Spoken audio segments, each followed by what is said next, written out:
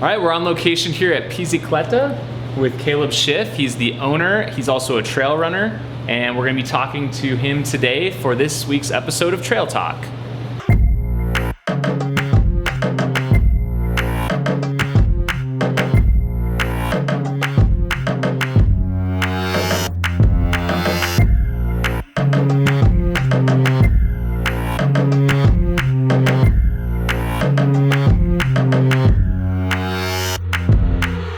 So Caleb, we're here in Flagstaff, Arizona. This is your pizzeria. Tell us a little bit about the space here and how you got started. Absolutely. Yeah, well, I've been in Flagstaff for about 11 years. I moved here because I, of course, love the area, the trails, and the lifestyle.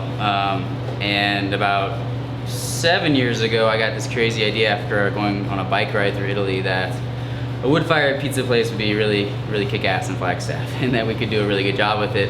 That was following, like I said, a bike trip. So the name Pizzicletta, it's a pizza, of course, and Bicicletta, the Italian word for bicycle. So took a trip to Italy in 2007 and came home, built a wood-fired oven in my backyard as a hobby, and that hobby turned into an obsession that then turned into a restaurant. So it's so the name is sort of a tip of my hat to that trip because I'm not sure this restaurant would be here without it. I came here, was a student at NAU, got my master's in geology, and transitioned out of that.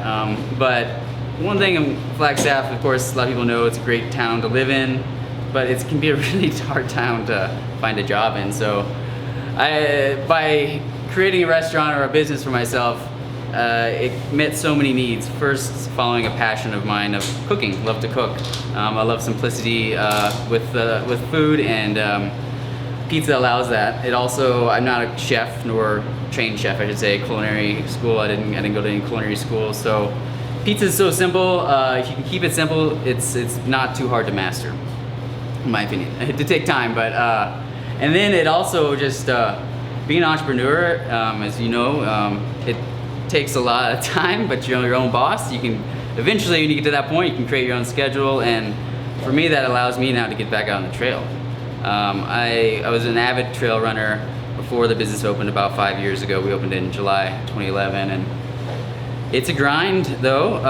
First few years were pretty much a grind, and I feel like I'm finally getting back to that point where I'm out a lot, racing a lot more, and feeling good, and now getting to host runners, and as they travel from around the world to come to Flagstaff, they're some of my favorite customers for sure.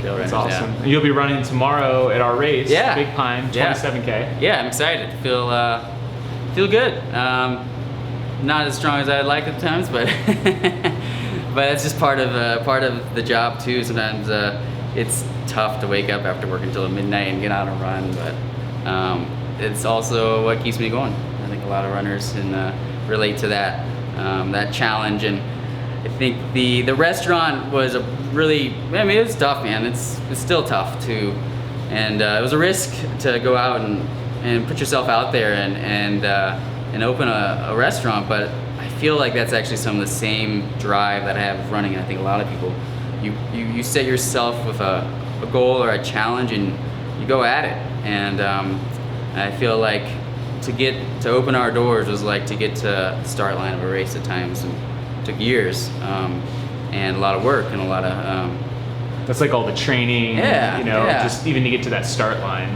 There's so much work beforehand. There really is, and then there's maintenance. Like to keep us going strong, we gotta constantly be working, supporting our employees, and thinking about our how to create a great experience for our customers.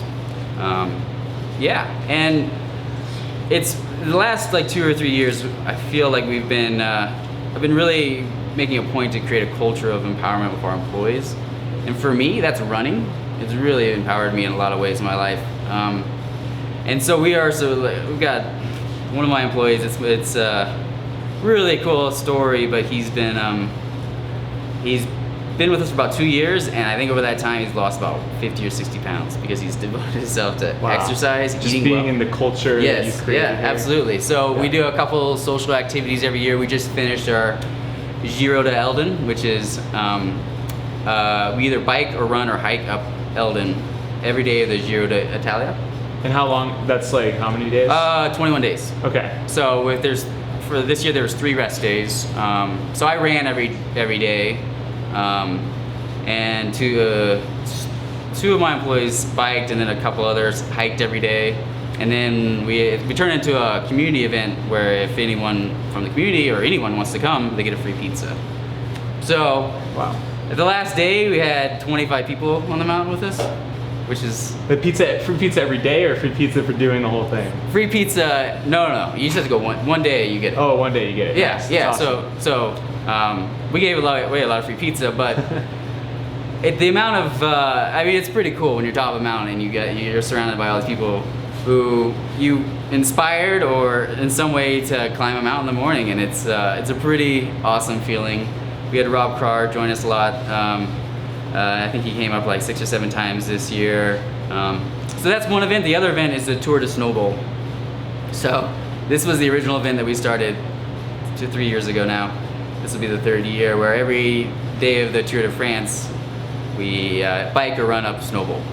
Up the road. Yeah. The first year, it was just me and James, my GM. I just needed a challenge. I was like, it's summer, kind of like stagnant, like, hey, you want to do this like every day? Let's see if we can do this. You get in really good shape in 3 That's weeks, cool. you know? So we biked up, and then we put it out on social media, and all of a sudden we got people joining us, and like, well, how about if someone joins us, we'll get a free pizza. So last year was year 2, and I was getting ready for Trans Rockies with Sarah Wagner. And I know that if you just, I know how my body works. If I would have biked every day like I did the first year, my legs would have been a different machine than they needed to be for running Trans Rockies. So I ran last year every year, and we'll do that again this year. And yeah, this is fun. So it's 2 of the things I love, which is of course running and getting people out from the community to support that. But it's surrounded by this culture that we're trying to create in this restaurant. So those 2 things in my life, this restaurant and running, are big drivers, and what gets me up in the morning and keeps me excited and keeps me driven. So I feel like there's a really good synergy there because of the challenges that both set or present to me. You talk about the simplicity of the food, of like making pizzas.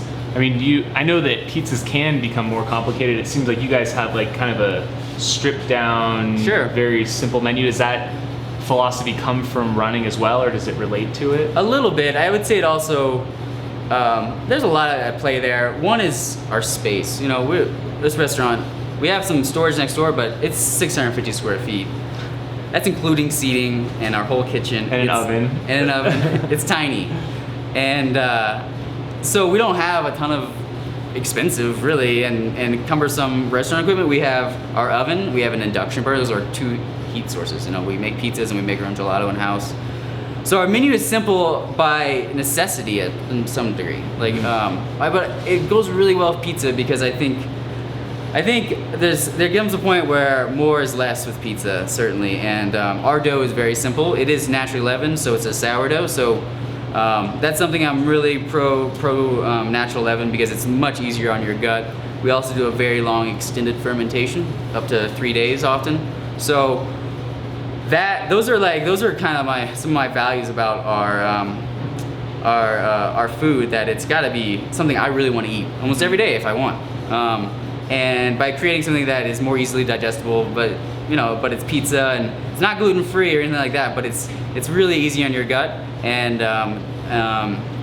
that's not necessarily more simple. That's where the dough we geek out on for sure, but the toppings we keep really simple, and that's really to highlight what I think the best part of pizza, which is the crust and the dough and everything. So we work with McClellan's Farms for all our produce, and we get like Chris Bianco's tomatoes, and keep things really simple. As far as ingredients, we do make our own mozzarella in-house, and but a lot of other things like cured meats are from Italy or domestically. We got some really great producers around the country that we source from. But I do love the simplicity of running, of course, because like I said, this place is named after a bike, but I'm mostly a runner. I get out on the bike a lot, but of course the beauty of running is that all you need is a pair of shoes. Sure. And then, some would say you don't even need that. So there's definitely a lot of simplicity. I do like simplicity in my life. How it directly relates to this place and running, there's connections, but it's maybe not as obvious. I've had quite a few pizzas, especially wood-fired pizzas in the Phoenix area in Arizona, and I think you talked a little bit about what sets you apart here. I mean, I honestly can say this is my favorite pizza. I think a lot of people would agree with that. Can you talk a little bit more about that? Sure, yeah. What makes you guys different? Is it the altitude, the oven you're using, just top secret? I mean, if you can't say it. You know, I have no secrets here. That's very true. It's very, being very honest, we have a lot of people come in and do stages or stagiaires, so they come and work for free because they want to learn, which is fun, and we open that door often for people. So we don't have secrets. Well, yeah, so elements of what I think make great pizza, for us, it's really long fermentations in a hot oven. So if there's anything I want our pizza to be, it's to be distinct. Like if someone took a photo, like people often do of Instagram, like if I saw that photo and I didn't see anything else, I wanted to make sure I knew it was from us if it was us. So a distinctness. So, because in truth, like wood-fired pizza is like blown up in the last 5 years, and I didn't see that tidal wave coming. I think I kind of got it before it, but I mean, unfortunate for me, like people are more aware of what wood-fired pizza is and it doesn't scare them off or whatnot. But that being said, there's more competition now, and with anything, I don't want to just hop. I'm not trying to just hop on a bandwagon with our food. I want it to be distinct in our own. So that's really important to me. And to get to that, there are a number of things I think that we do with purpose to make it distinct and to take it to the next level. Because we can do that. You know, we don't have pasta, we don't have all these other things. We can focus on the dough, and I think just that mentality allows us to really make it great. So things we do, the natural leaven aspect. I can't say there's a lot of sourness in our dough. There is if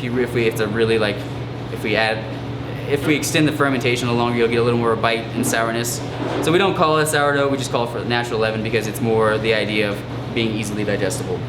That's something that customers will notice maybe later on if they are like gluten sensitive and don't have any reactions, but flavor wise is not so much. But the long fermentations that I was talking about, so typically 2 to 3, sometimes more days if we're slow. So we've got a walk-in cooler and just stacks and stacks of dough. So this is all the dough we made today. That's about 200 dough balls. That will go in the fridge for 3 days. That's distinct. Most people, either for space or time, is you gotta store at around 800 dough balls is what we store at a time in a fridge.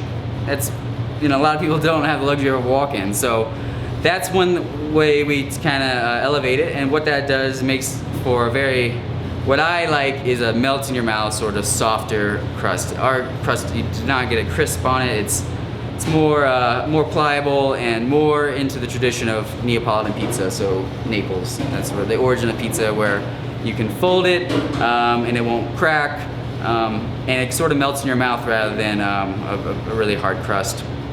So to accomplish that also is a really hot oven. So we run our oven between 900 and 1,000 degrees. It is an oven built in Naples by a third generation oven builder.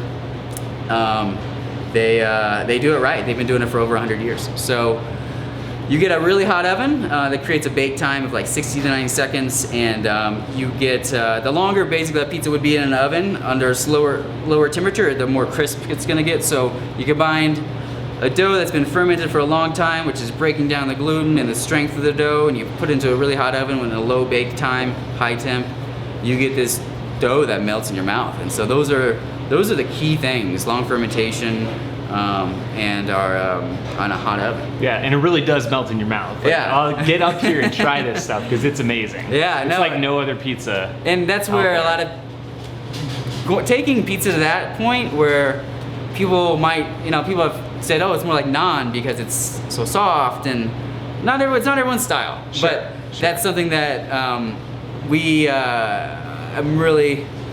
just stick to what we do and what we do best in our own style, because I don't read Yelp reviews and things like that, because I'd rather focus on sticking true to what we are doing, rather, and honestly most all our comments are very positive. Then being distracted by a couple of people every once in a while, be like, that's not right, or that's not right, blah blah blah. Like, rather than just, all right, just continually, how can we improve? And that's one thing, one of our values is continual improvement. I'm honored to hear you say that we're one of the best pizzas you've ever had, but I think it can still be better. Sure. And so you keep evolving. It's not like the Absolutely, same pizzas you were making 5 years ago when you opened. It's definitely It's evolved. so much better. Yeah. So, it is like as night and day be, right? to when I had this backyard oven. So it's. You still have that backyard oven? I sold move? that house. Yeah. Okay. It was not my choice, but I won't get into that. It was also right on the trails, but no, that was fun. When I built the oven, I never had the intent to open this place. It was just a hobby. Sure. But some of the funnest times was like going on canyon runs with friends, and we just have pizza parties. And then I was like, man, this is like the community, and I realized how much I enjoyed the social aspect of feeding people and whatnot. And I'd worked in restaurants, but never really thought it as a career. And it was cool. So yeah, we had a lot of names you guys would know back in the backyard. Jason Wolf and who else has been up a lot? Trying to think of some names you guys might know. You guys remember Jared Scott? Yeah. Yeah, I think he's in Montana now. He used to come around because he was into making pizza a lot. He'd bring his dough sometimes. He'd come up, and after he would torture me in the canyon, I got strong. So yeah, I mean, let's talk about the canyon a little bit. Absolutely. That's like an hour or so from here. I mean, is that one of your favorite training grounds besides the peaks up here? Yeah, no, totally. It's obviously more a wintertime thing. I try to get up, I'd say up to 20 times a year, but this year has not been, I've been busy, just busy. But yeah, no, get up as much as I can. Not much in the summer, of course. I might try to get up one more time before, just really early morning. But yeah, what a draw. I mean, it's every time I'm there. Such a great mix. It never gets easier really, but it's such a inspiring place. And I had other aspects of like starting this business was the reality that like I will have. If we're open at night, I'll have all my mornings off and I can run. Right. It's sort of a selfish like, all right, like, well, how can I create a job for myself where I get like mornings off and like really get to do the other thing I really love in my life, and I think I've gotten there. Like I don't. Did it actually work that way, or are you having to like make dough balls all morning? I still prep a couple times a week, but honestly, it's working out pretty well. Nice. Yeah, it really is, and we're doing more volume. We're doing like almost triple the business we did the first summer we opened, and I'm working less, which is cool. You probably have a great staff now. Amazing. Yeah, that's that was probably the biggest thing that then no one should take this the wrong way, but I used to think that the most important thing we got right was the customer's experience, and I actually think the most important thing I get right is the employee's experience, because if they're happy and they want to come to work, they're going to create the best experience for the customers, and it's going to help retention, and it's going to create an environment and a culture that people want to be in and work at. And so that's been sort of a paradigm shift in my head since opening this place, that and allowed me to have my life back a bit too, because I mean, opening a restaurant the first 3 years, I didn't have a day off until I think a year and a half in, so it was just it's hard, and it will definitely exhaust you to where you're not getting on the trail very much. Yeah, you're probably not running much then. What about these days? Do you have any other racing or running goals this summer? Going back to Trans Rockies, Sarah and I are gonna try to defend our title in the open mixed. So you guys won that last year? Yeah. Nice. Yeah, I'm hoping we got some more competition. We kicked ass. Kind of. I mean, it was like to the point where like, come on. It's just we were really ready for it. We were spending a ton of time in the canyon last year. Yeah. We haven't spent so much this year, but I feel good going into the summer. Not quite maybe as strong as I was coming into last summer, but I'll get there. I'm pretty sure I will be.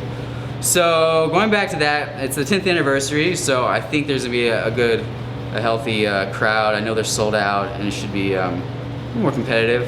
Of course, the race tomorrow is sort of a last-minute thing that I'm pretty excited about.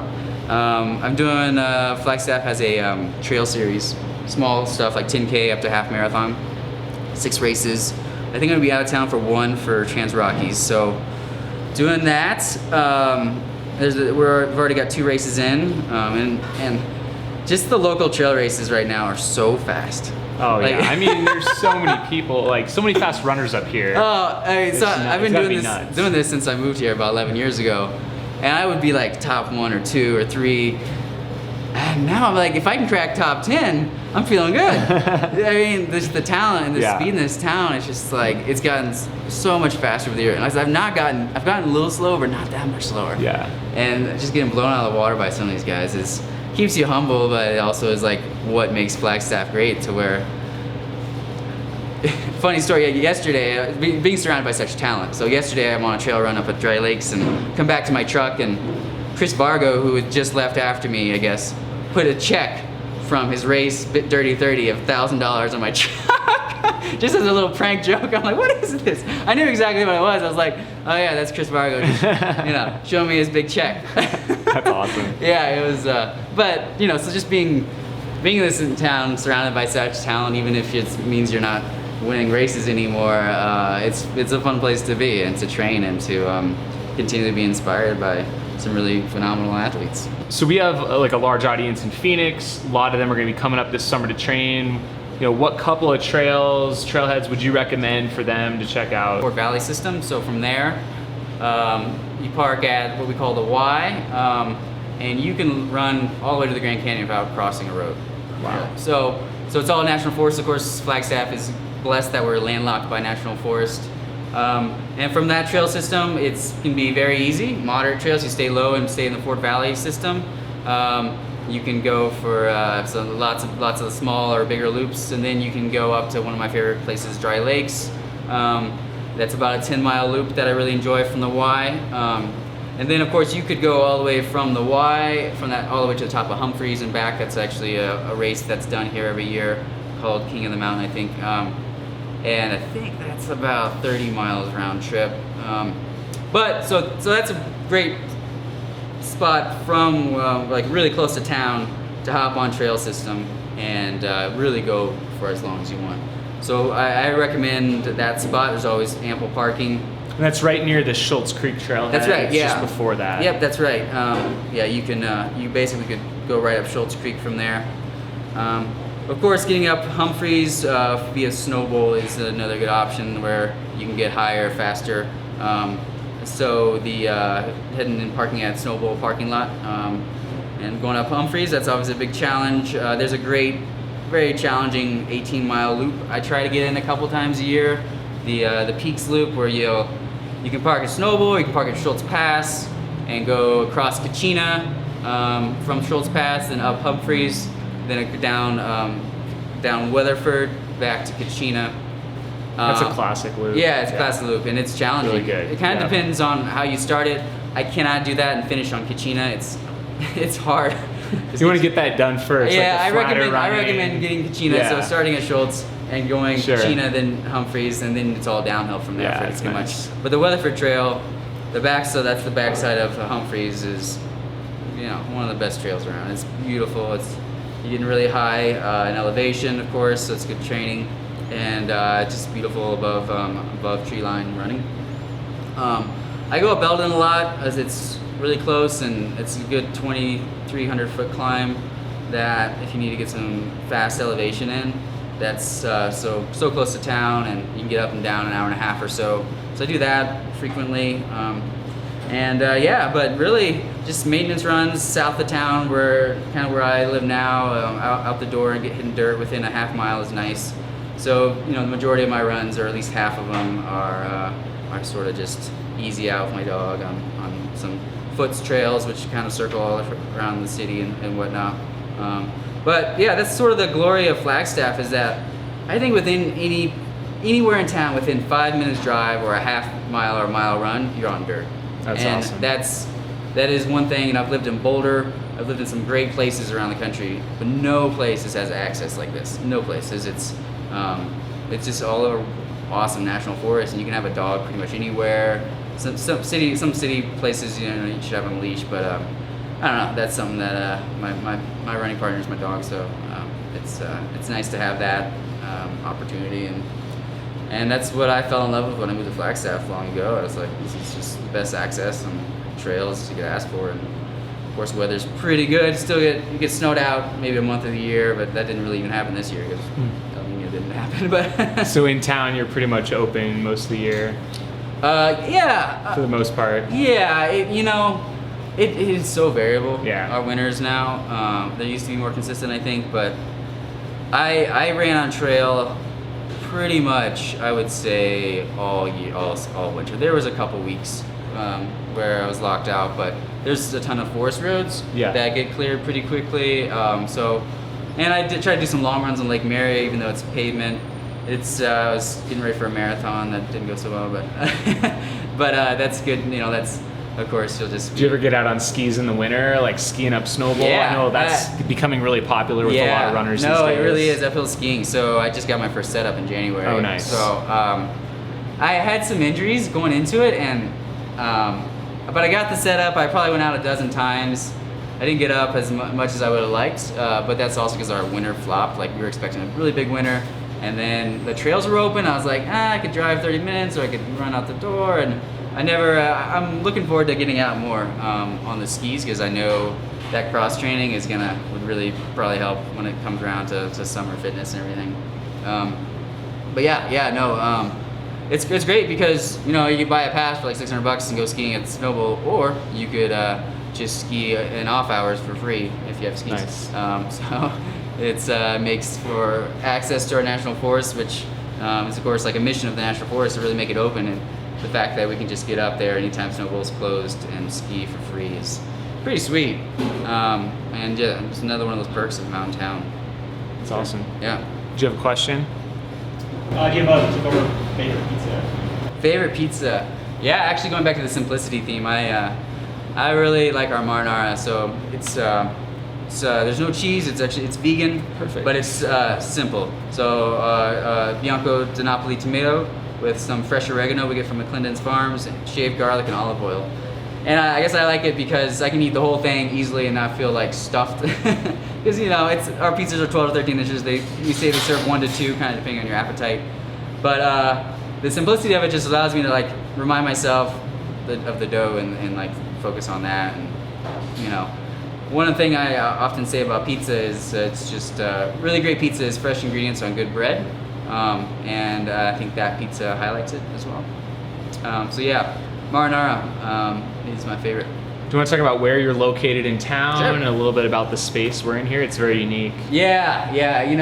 I love this space. Like, people are constantly asking me because it's small. When are you gonna move? When are you gonna get out of here in this small space? But every time I look around here, I just fall more in love with it. So we're in the historic Milam building, which was built in the 20s by the Milams, which is a family that still operates those textiles company. I'm pretty sure.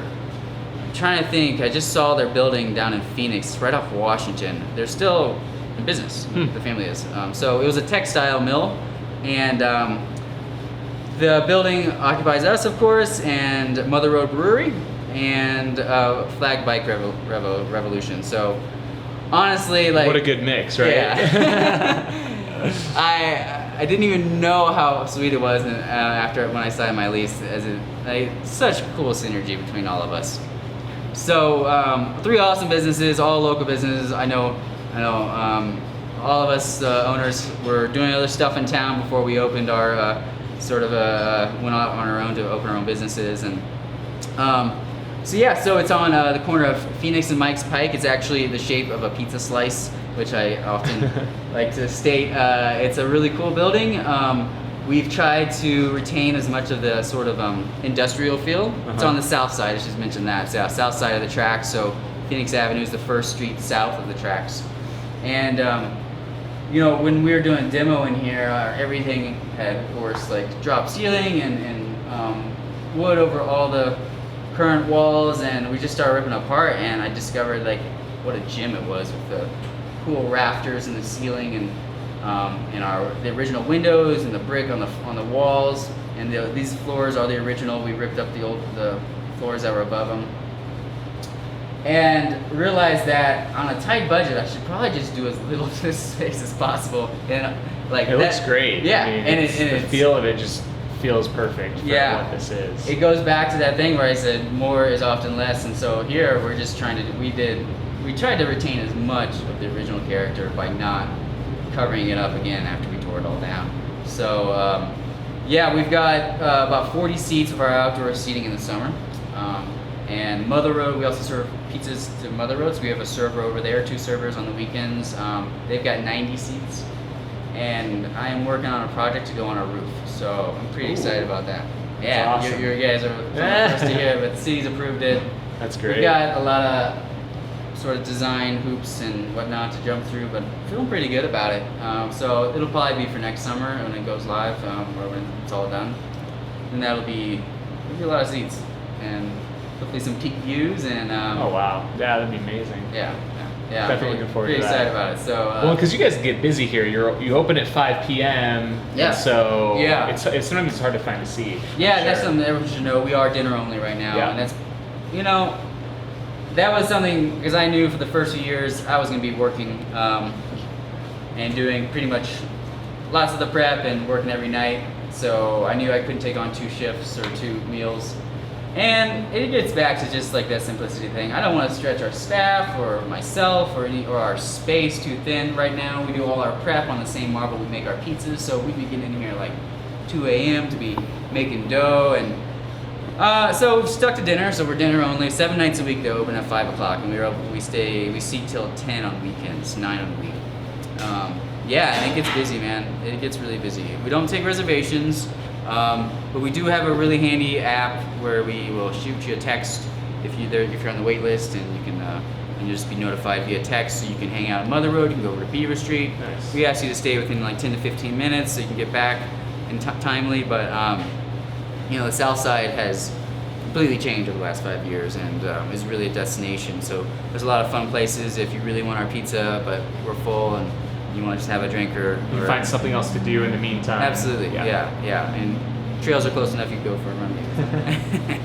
Yeah, I love when we see runners in here. We get Flagstaff, of course. We get tons of Olympians, and you can spot them from like a mile away because they're like so. Do like Ryan Hall? Does he even eat pizza?